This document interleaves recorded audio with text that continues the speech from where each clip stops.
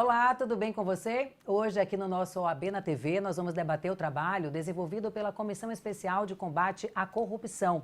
O tema tem até o seu dia 9 de dezembro foi o Dia Internacional contra a Corrupção, criado pela Organização das Nações Unidas lá em 2003, após o Brasil e outros 101 países assinarem a Convenção da ONU contra a corrupção. E olha só, se pararmos aí para entender por que determinados países se desenvolvem e outros não, a questão da corrupção é determinante. Estamos falando aí da prestação de contas, da falta de zelo com o dinheiro público, da fiscalização e também da aplicação de recursos e, principalmente, a questão da transparência. Quem está aqui com a gente hoje é o doutor Valdir Santos, ele que é presidente da comissão que trata dessas questões da corrupção lá na OAB.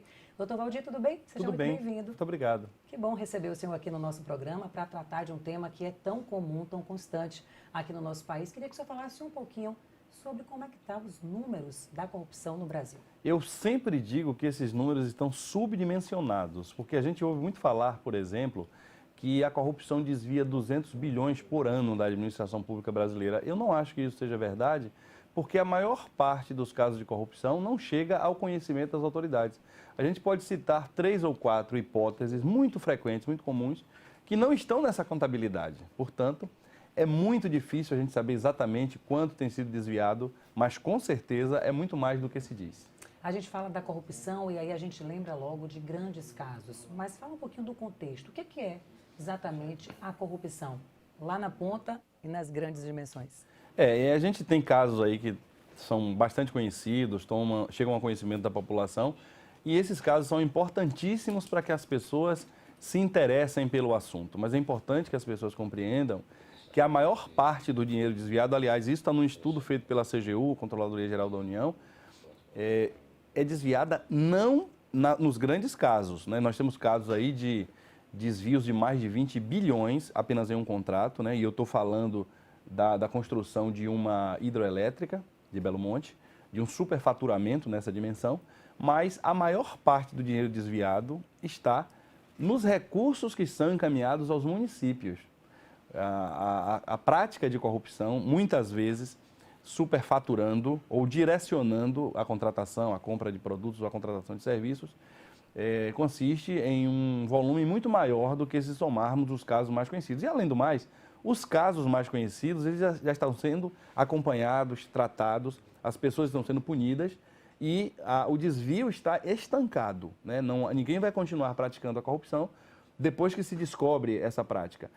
Porque a corrupção, por característica, ela é feita às escondidas. Mas aqueles casos que estão acontecendo todos os dias, por exemplo, no seu município pode ter uma empresa de fachada ou 50 empresas de fachada e essas empresas estão vendendo material escolar, estão vendendo uniforme para a escola, estão vendendo medicamentos, insumos de saúde, estão fazendo construções em outras cidades ou na sua, e você nem sabe que isso acontece. Mas essas empresas existem só no papel, existem só na junta comercial e não tem nenhum empregado. Um terreno abandonado ou garagem que está lá Exatamente. Esperando algum vizinho identificar e denunciar. Exatamente. E aí chega na pergunta que eu quero lhe fazer. O brasileiro é muito corrupto? Não, eu não acho que o brasileiro seja muito corrupto. Aliás, nesses rankings de percepção da corrupção, eu me lembro de um caso específico que me foi trazido por um amigo que fez um doutorado na Espanha. Ele disse o seguinte, que a percepção da corrupção no nosso país, ela é alta, isso é um índice já conhecido, mas uma coisa muito curiosa que foi analisada numa pesquisa chamou a atenção. O brasileiro, ele acha muito mais reprovável a corrupção do que as pessoas de outros países que estão melhor situadas no ranking da corrupção. Então, para a gente, apesar de haver muito mais corrupção no Brasil do que em outros países, em alguns países, para a gente é muito mais grave, ou seja, a gente condena muito mais o corrupto do que as pessoas nos outros países. Mas então, vem cá. Nós não temos o hábito de fiscalizar. Porque eu ia chegar no jeitinho brasileiro, é aquela frase, faça o que eu digo, mas não faça o que eu faço, porque o que a gente mais vê no Brasil é o jeitinho, é aquele cambalacho para fazer as coisas e aí vem, nessa primeira questão que o senhor apresentou, de corrupções pequenas, né, ali do nosso dia a dia. A gente estava conversando aqui, antes de gravar, e aí o senhor trouxe aquela questão do caminhão que vira com cerveja. Sim. Se ele virou lá, todo mundo vai lá buscar. Se acha dono. E aí? O jeitinho brasileiro e a relação da corrupção, como é que fica? Eu acho muito perigoso a gente misturar esse ato, que não é corrupção, né? Isso O é um jeitinho? furto. Não, pegar a mercadoria que caiu lá e tal, é um furto. Sim. Eu acho muito grave a gente misturar isso com a corrupção, porque senão a gente acaba igualando as pessoas e fazendo com que aquele que fez aquilo, ou aquele que às vezes até praticou um ato menos grave, como por exemplo, um ato menos grave do que você desviar dinheiro é você invadir sinal, né? Mas para invadir sinal tem uma consequência que se chama multa de trânsito. E as pessoas dizem que quem invade sinal não pode combater a corrupção. Claro que pode e deve, aliás. O corrupto também pode e deve, e muitas vezes tem interesse em combater a corrupção do opositor dele. Então a gente não pode reforçar essa ideia de que a pessoa que fura a fila, ela é igual a quem está desviando 5 milhões de crianças que vão passar fome ou morrer.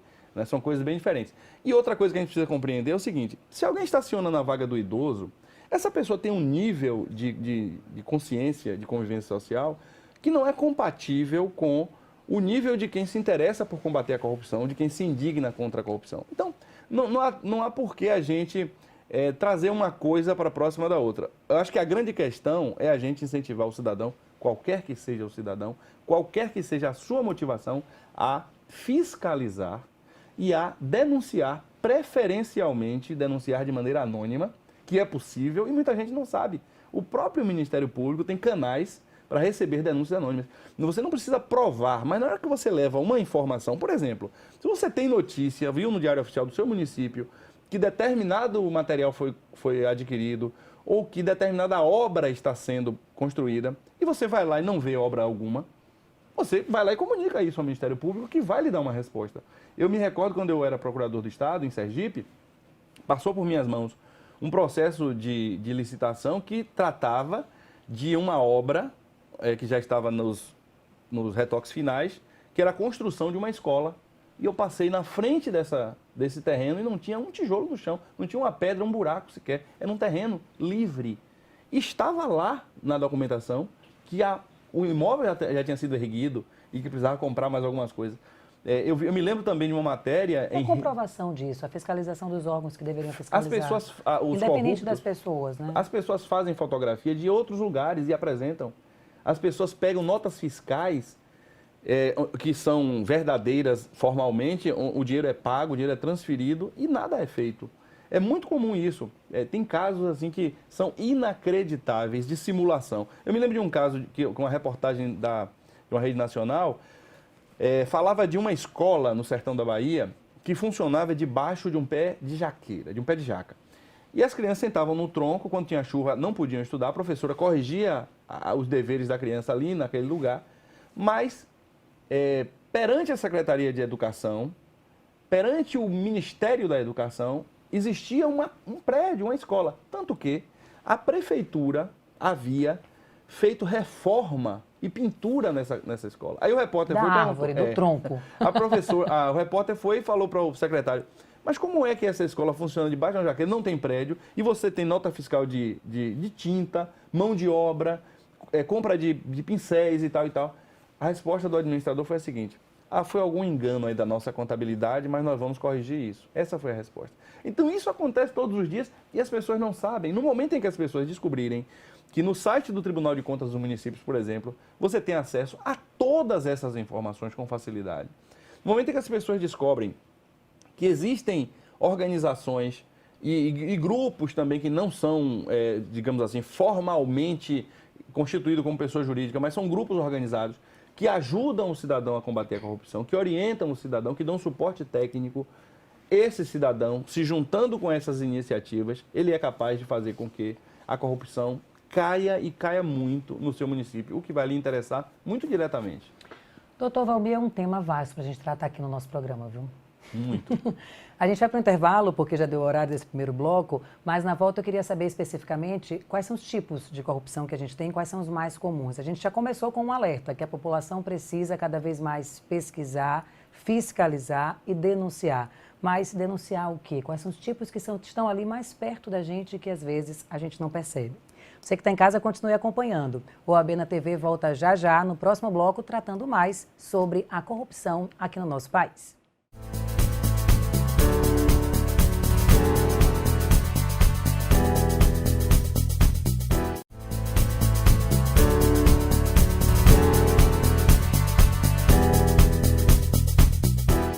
Muito bem, seja bem-vindo de volta. Estamos aqui recebendo no nosso programa OAB na TV, Dr. Valdir Santos, ele que é presidente da Comissão de Combate à Corrupção na OAB. Estamos falando agora sobre vários assuntos, mas a gente quer saber, doutor Valdir, o senhor disse que precisa que a população se conscientize, que está lá, que é domínio público, né, nos sites de transparência, as obras que acontecem ali naquele terreno do lado, obras que nos chamam a atenção e que de repente não saem do papel, fica só aquela placa lá divulgando e a população pode entrar no site, averiguar, denunciar. Mas quais são assim os principais tipos de corrupção que a gente tem? Olha, depende muito, varia de região para região, de cidade para cidade. As administrações, até aquelas mais sérias, elas são assediadas muitas vezes por empresas que já trazem um pacote pronto para a prática da corrupção. Trazem nomes de empresas que vão simular uma disputa, trazem valores acima do que efetivamente aquele bem custa, e com isso ocorre o superfaturamento. Isso é um dos exemplos mais frequentes. É você comprar um produto ou contratar um serviço por um preço muito maior do que o verdadeiro. Também, quando às vezes não ocorre o superfaturamento, ocorre o direcionamento. Você compra o produto ou contrata o serviço pelo valor correto, mas você direciona para aquela empresa da sua preferência. Outra forma de combater a corrupção que o cidadão pode controlar é o momento da entrega do produto. O município compra 50 sacos de feijão, por exemplo, para alimentação escolar. E na hora de entregar, entrega 20, mas assina que recebeu 500. Outra forma, obras inacabadas. Obras que você vê lá pela metade, você vê lá aquela obra não está servindo a população. É muito comum, por exemplo, creche ficar pela metade. No entanto, perante os órgãos de controle, aquela obra foi concluída e, pasme, começa o município a receber dinheiro para manutenção de algo que nem saiu do papel. Que nem saiu do papel. As crianças não estão utilizando, não existe ninguém naquela creche, mas os ministérios da saúde, da educação, dependendo do caso, mandam recursos achando, e aí não é proposital, achando que está tudo bem e que está sendo, que está funcionando aquele equipamento público. Então, uma vez descoberto, né, essas questões, o que acontece com o gestor? Olha, quando isso é descoberto no âmbito de uma tomada de contas, por exemplo, do Tribunal de Contas do Estado, do Tribunal de Contas da União, do Tribunal de Contas dos Municípios, ao final, o próprio Tribunal de Contas aplica uma punição à autoridade responsável, na autoridade gestora, e que normalmente é uma multa, e encaminha essa condenação, esse documento, que é um acórdão, para o Ministério Público agir na parte criminal e encaminha para os órgãos, seja do Estado ou da União, os órgãos de representação processual, para que cobre o dinheiro que foi desviado e cobre a multa também, através de um processo na área civil. Essa cobrança é feita pela via judicial. Ou seja, bem burocrático. O senhor acha que esse excesso de burocracia no Brasil facilita a corrupção? Olha, isso que eu lhe descrevi não tem como ser de outra maneira, porque o Ministério Público ele não pode cobrar o dinheiro, ele só pode exigir a condenação criminal. A Procuradoria do Estado ou a Procuradoria da União não pode exigir a condenação criminal, porque a atribuição de propor ação penal é do Ministério Público. Então, se você misturasse essas atribuições em um órgão só, você traria um complicador muito maior. Aí seria muito menos produtivo. Então, a divisão dessa competência, ela é feita de uma forma, nesse caso, bem lógica. Claro que existem outras hipóteses em que a complexidade do sistema, a burocracia em si, ela é muito prejudicial. E eu digo que nesse caso não é, porque já tive a experiência de trabalhar um bom tempo com isso e especificamente nessa divisão de tarefas, não há outra forma, né? Você tem que ter especialização. Você não pode misturar quem vai cobrar o dinheiro com quem vai pedir que a pessoa seja condenada à prisão, por exemplo. Não tem como. Mas quais as principais causas, assim, na sua opinião, que facilitam e que fazem aumentar cada vez mais os números da corrupção? Né? Seja nessa esfera estadual, nas eleições, em tantas outras. A principal causa da corrupção é a certeza da impunidade. Na maioria das vezes, fora os casos que a gente acompanha aí pela imprensa, na grande maioria das vezes, o corrupto sequer é descoberto. Então, como ele vê isso acontecendo, ele vê os exemplos dos que o antecederam, ele vê os exemplos de administradores de outros municípios, de outros estados, de outros órgãos, ele percebe que é possível praticar a corrupção e, de maneira simples, ele acaba escapando. E quando ele é descoberto, muitas vezes você tem a certeza de que aquele fato aconteceu, quer dizer, a própria sociedade percebe isso, ela sofre as consequências, mas não se consegue provar, porque os criminosos que praticam a corrupção, eles são muito bem orientados, eles se preparam muito, eles se organizam muito. Existem empresas que vivem em função disso, de simular contratos, de forjar licitações, de vender produtos por preços muito acima dos preços verdadeiros. Então, eles já fazem tudo com muita cautela, com muito cuidado para evitar que sejam descobertos. E quando são descobertos, às vezes conseguem ainda escapar. Mas se houvesse uma incidência maior de descobertas, e isso só pode ser feito através da participação da sociedade, aí nós teríamos mais casos de condenação em um momento inicial, e em seguida nós teríamos, evidentemente, uma redução no número de casos.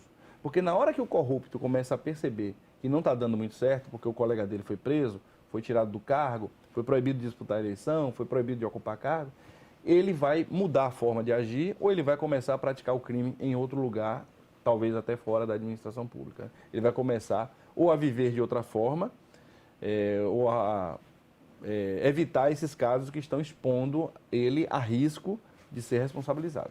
Eu sei que no início o senhor disse que a corrupção ela se dá em níveis menores, proporções, né, de desvio de dinheiro muito grandes. Mas eu estava pesquisando esses 10 maiores casos, né, de corrupção que aconteceram aqui no Brasil desde a década lá de 80, 90, e eu vi que os valores, assim, começa com 1 bilhão, 2, depois você vai para 40, você vai para prejuízos de 88 bilhões, e assim se torna assustador. Eu queria saber se, né, de forma geral, o pessoal que está em casa, que é leigo e que não tem noção desses números, o senhor acha que o trabalho, né, do Tribunal de Contas do Estado, do município, da Procuradoria melhorou, está mais efetivo, ou a corrupção, essa coisa do medo de achar que nada vai acontecer, tomou dimensões maiores? Olha, a primeira coisa que as pessoas precisam saber é que os 10 maiores casos de corrupção que foram analisados em qualquer ranking são os 10 maiores casos descobertos. Sim. Nós podemos ter 200 outros maiores do que aqueles 10 e que ninguém nem soube que aconteceu, ninguém nem soube que o dinheiro,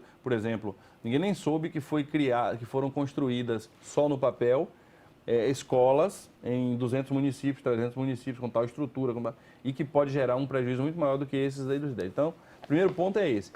Já que a gente percebe nitidamente hoje uma divulgação maior dos casos de corrupção, isso é visível, isso é fácil, eu atribuo esse aumento a 2 fatores principais. Primeiro, o aperfeiçoamento da atividade dos órgãos de controle, especialmente em função do uso de tecnologias que facilitam o cruzamento de dados, busca de informação, detecção de fatos e até que facilitam as investigações. E o outro fator é o aperfeiçoamento da legislação.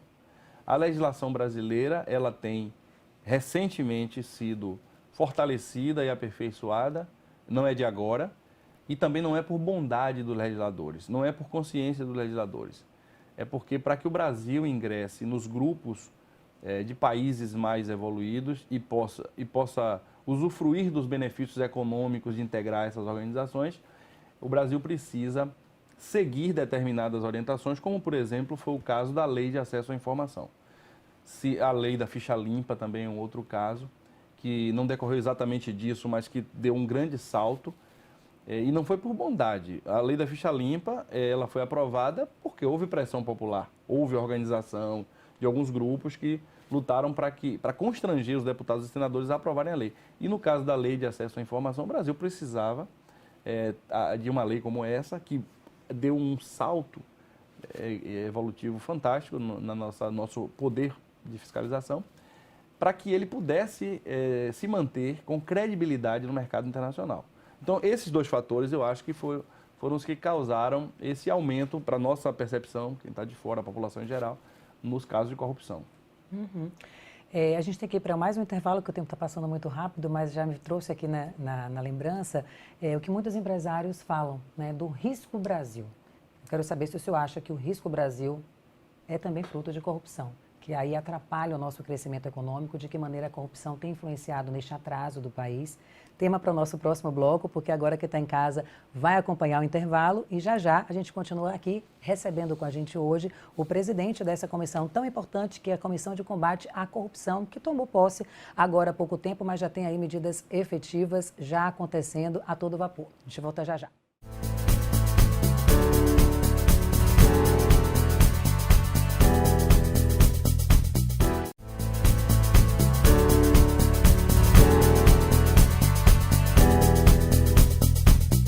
Muito bem, estamos de volta com o nosso OAB na TV, falando sobre a corrupção no Brasil, recebendo o Dr. Valdir Santos, que é presidente da Comissão Especial de Combate à Corrupção.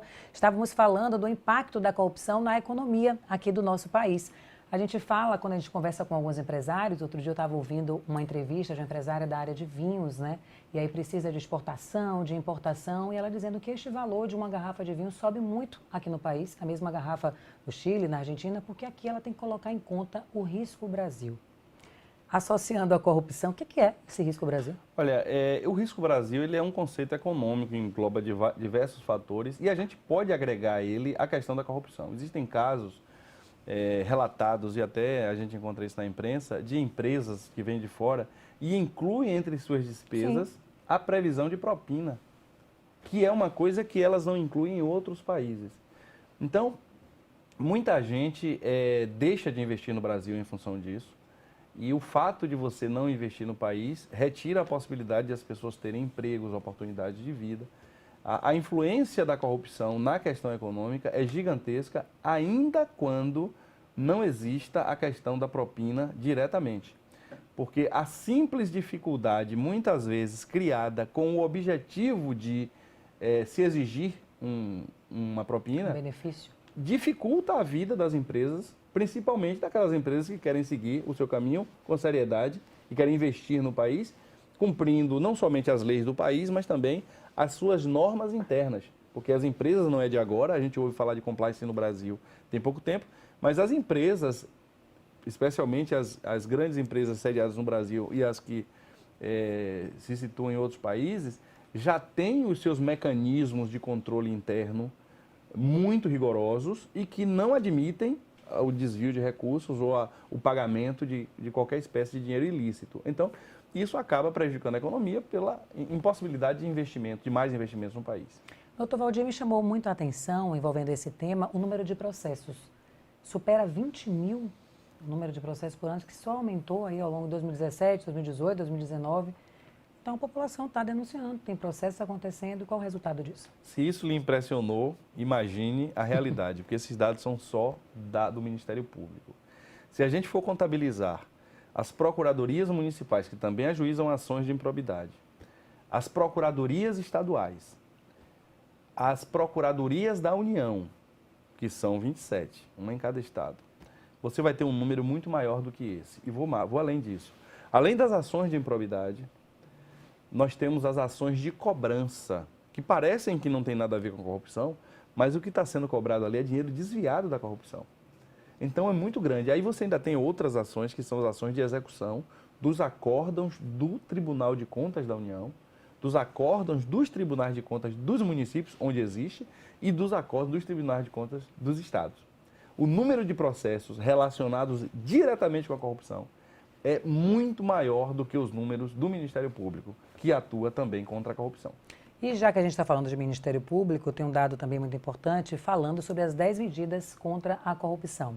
É um projeto, você que está em casa que não tomou conhecimento, foi criado lá em 2015 pelo Ministério Público Federal, que tem o objetivo de apresentar um projeto de lei de iniciativa popular ao Congresso Nacional, destinado aí ao aperfeiçoamento dessa questão do sistema jurídico, de modo a reprimir a corrupção e a impunidade no Brasil. Mas a gente estava conversando aqui, para quem interessa mesmo aprovar esse projeto não é boa coisa. Por quê? Bom, primeiro, eu preciso ressaltar que a minha opinião pessoal é favorável às 10 medidas, como é favorável às 70 medidas também que foram propostas em seguida, como é favorável a diversos outros projetos que eu tenho acompanhado relacionados com o aumento do rigor em relação ao caso de corrupção. Mas a OAB, institucionalmente, ela já expôs um posicionamento contrário, e aí é uma posição da instituição, mas Eu vou além, inclusive, das 10 medidas e das 70 medidas. Nós temos, inclusive, é assunto estudado pelos próprios membros da Comissão de Combate à Corrupção, diversas outras sugestões simples, que não estão incluídas nas 10 medidas, nem nas 70 medidas, mas que ajudariam de forma gigantesca no combate à corrupção, no controle da sociedade. Vamos citar duas. Eu vou citar, assim, tentar ser bem objetivo, porque não é muito simples para você que está em casa compreender. Eu falei que se usa muito empresa de fachada, empresa de mentirinha, para desviar dinheiro, para simular compra e fazer nota fiscal. Que é mais comum. Existe uma forma de acabar com isso. Inclusive, eu tive a felicidade de, depois de fazer um curso, escrever um artigo científico relacionado e acabei sugerindo a implementação dessa medida através de uma minuta de projeto de lei que encaminhei para a Frente Parlamentar de Combate à Corrupção, lá no Congresso Nacional. Trata-se apenas de uma medida que vai obrigar as juntas comerciais a permitirem que os cidadãos, no site da junta comercial, os cidadãos possam colocar o CEP da sua rua ou da sua cidadezinha e encontrar quais são as empresas sediadas naquele endereço. Porque o cidadão que mora naquela rua, naquela cidade, é o único que pode saber que aquele terreno baldio não é uma empresa, não é um prédio, não é uma sede, e sim um terreno baldio. Porque o órgão de controle, o Tribunal de Contas, o Ministério Público, quando ele vê a documentação, está registrado na junta comercial, está no endereço, na nota fiscal, tudo direitinho, ele pensa que está tudo certo. Mas quem mora lá pode, ao saber que ali não tem de fato um prédio, denunciar. Então, para isso, há uma resistência das juntas comerciais no Brasil inteiro. Essa ideia é de um auditor fiscal federal aposentado, chamado Luiz Otávio Borges da Rosa, que é um lutador lá de São Paulo contra a corrupção. Ele apresentou essa ideia em várias juntas comerciais e nunca ela foi aceita. Aqui na Bahia, nós apresentamos através da Rede de Controle da Gestão Pública. Eu represento a rede represento a Advocacia da União na Rede de Controle aqui da Bahia. Nós fomos em comissão, apresentamos a ideia, a Junta Comercial da Bahia sinalizou positivamente a ponto de publicar uma matéria dizendo que iria colaborar. E já se passaram 3 anos e isso não aconteceu, até a presidência já mudou e nada é feito. Então, observe que, até por essa recusa que não é só da Bahia, isso é uma medida muito eficaz. E isso pode advir de um ato do presidente da Junta Comercial, um decreto do governador, uma lei estadual ou uma lei federal, que foi o formato que nós escolhemos e foi a minuta que nós fizemos de projeto de lei para que o Congresso Nacional, que pode legislar sobre esse assunto, imponha essa obrigação a toda a Junta Comercial. Muito simples. Abrir um campo de busca, porque hoje você pode pesquisar pelo nome da empresa, pelo CNPJ ou pelo NIRI.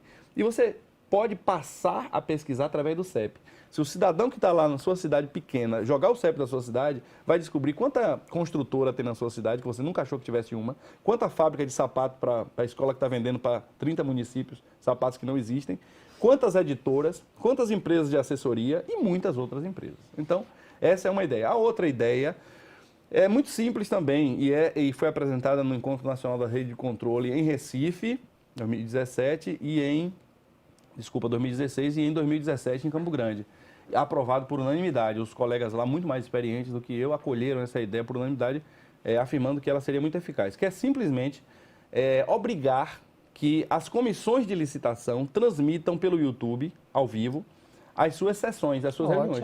Porque a grande maioria das reuniões não acontece. As reuniões, em maioria, simplesmente é feita uma ata, dizendo, abrimos os envelopes, fizemos a reunião, decidimos isso. A pessoa assina aquilo em casa, assina no dia que chega lá, a reunião não acontece e o povo não tem um controle. E até o pregão eletrônico também. Também, a utilização do pregão eletrônico. Então, quando você obriga a transmitir, e olhe que isso não é uma ideia descartável, isso virou lei no estado do Paraná, muito depois de nós termos começado a fazer esse debate. E muito depois virou lei, está sendo cumprida, e acontece, claro, aí não tem tá como, tudo ok, não tem como não ser, porque a própria oposição cumpre o seu valioso papel de fiscalizar o cumprimento da lei. O próprio Ministério Público também vai fazer isso, o cidadão vai fazer isso. Então, no momento em que um gestor diz assim, não, eu vou transmitir, mas não bota isso em uma norma, fica fácil de ele não transmitir quando ele quer fraudar. Mas quando ele faz uma lei, o cumprimento tem que ser rigoroso, né? E as pessoas estarão fiscalizando. Então, isso é uma medida simples, não tem custo quase nenhum. Você compra uma cidade do interior, diz, eu vou ter que investir numa equipe. Não, você usa o celular, usa uma câmerazinha de R$8 e você transmite pela internet para que o cidadão de casa, anonimamente, que isso é um ponto importante, porque ninguém quer ir para a prefeitura pedir informação com base na lei. Eu quero saber quanto custou, que dia foi a reunião e como é que foi. Não, ninguém quer fazer isso. Claro, e com razão, não quer ser perseguido, não quer ser incomodado.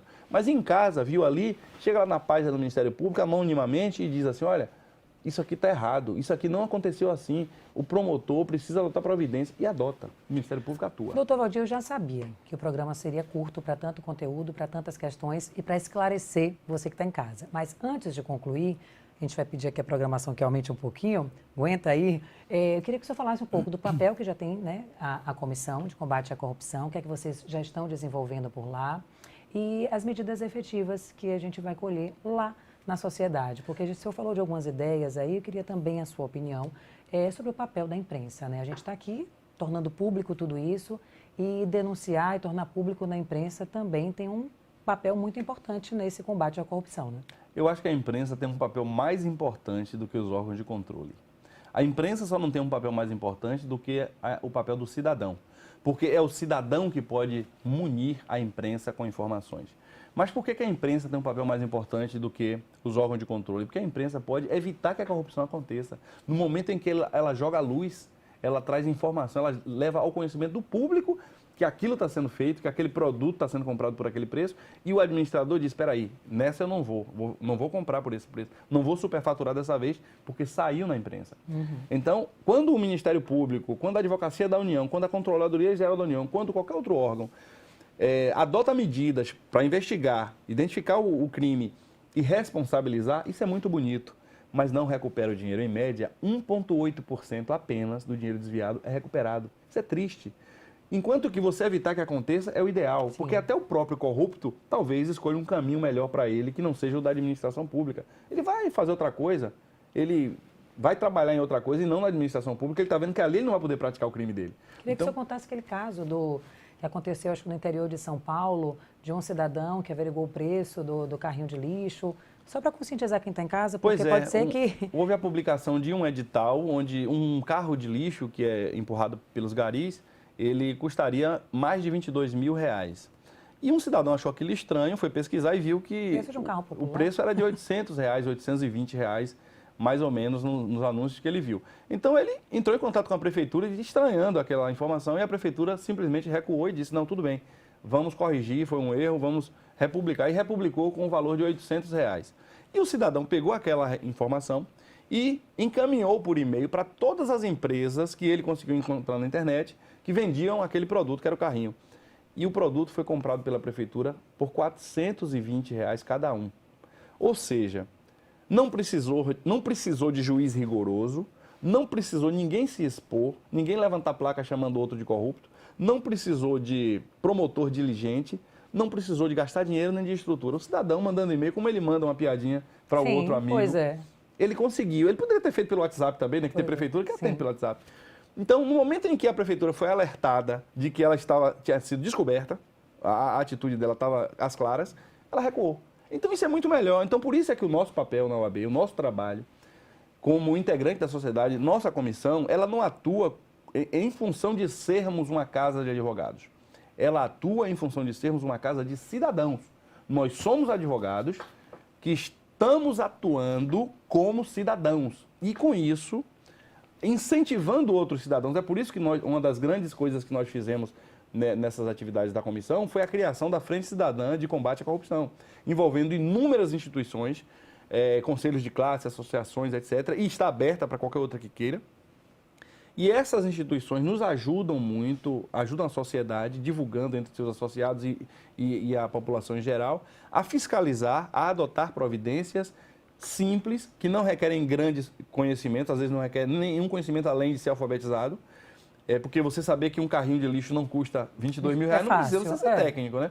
Então, esse eu acho que é um trabalho importante que a gente tem que fazer, continuar fazendo, qualificar o cidadão. Então, para isso, nós estamos fazendo uma reunião por mês, aberta ao público, na qual tratamos de assuntos em linguagem simples, que ajudam o cidadão a combater a corrupção, a fiscalizar, a denunciar, sem correr risco, sem precisar botar o nome, sem precisar botar o rosto na tela, a não ser que ele queira. Se ele quiser avisar para os amigos pelas redes sociais, é uma opção dele. Eu acho que até ele deve fazer isso, até para incentivar outros. Mas se ele acha que tem risco, não há necessidade de exposição. O que há, assim, é que nós que estamos aqui em Salvador, ou os colegas do interior, também da OAB, que estão em suas subseções, não tem como saber naquela outra cidade ou na sua própria cidade de informações que só quem está sofrendo as consequências da corrupção sabe, né? Então, a gente toma conhecimento de alguns casos, mas é preciso que as pessoas tomem também.